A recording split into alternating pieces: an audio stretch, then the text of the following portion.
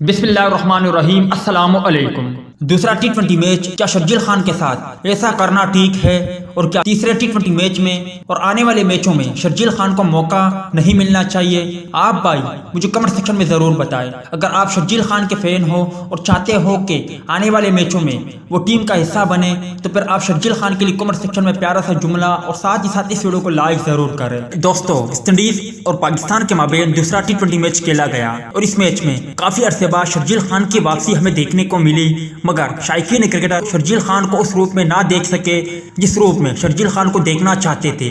شرجیل خان کی بات کریں تو انہوں نے 125.00 کے سٹرائک ریٹ سے 16 گیندوں کا سامنا کرتے ہوئے 20 رن بنائے۔ اس دوران شرجیل خان نے 2 چوکے جبکہ ایک شاندار چھکا بھی لگایا، تاہم بدقسمتی سے وہ جلد آؤٹ ہو کر پویلین لوٹ گئے۔ جیسے ہی شرجیل خان آؤٹ ہوئے، تنقید کرنے والوں کا رخ شرجیل خان کی جانب مڑ گیا۔ انہوں نے شرجیل خان کو خوب آڑے ہاتھوں لیتے ہوئے شرجیل خان کو تنقید کا نشانہ بنایا، اور کافی سابق کرکٹر اور شائقین کرکٹر شرجیل خان کے حوالے سے رائے دینے لگے کہ شرجیل خان کی فٹنس لیول وہ نہیں جس کی بنا پر انہیں قومی ٹیم میں شامل کیا گیا۔ جبکہ اس کے علاوہ شرجیل خان کی سلو بلے بازی پر بھی شرجیل خان تنقید کے ضد میں رہے، مگر کیا ایک میچ کی بنیاد پر شرجیل خان کو تنقید کا نشانہ بنانا درست ہے؟ دوستو، گراؤنڈ کے باہر جو حضرات بیٹھے ہوتے ہیں، مطلب کہ شائقین کرکٹر اور سابق کرکٹر، انہیں موقع ملنا چاہیے کہ وہ کسی کھلاڑی کو تنقید کا نشانہ بنائے، اور آج انہوں نے شرجیل خان کو خوب تنقید کا نشانہ بنایا، اور اب بھی شرجیل خان کو تنقید کا نشانہ بنا رہے ہیں۔ افسوس کی بات ہے، کیونکہ ایک میچ کی بنیاد پر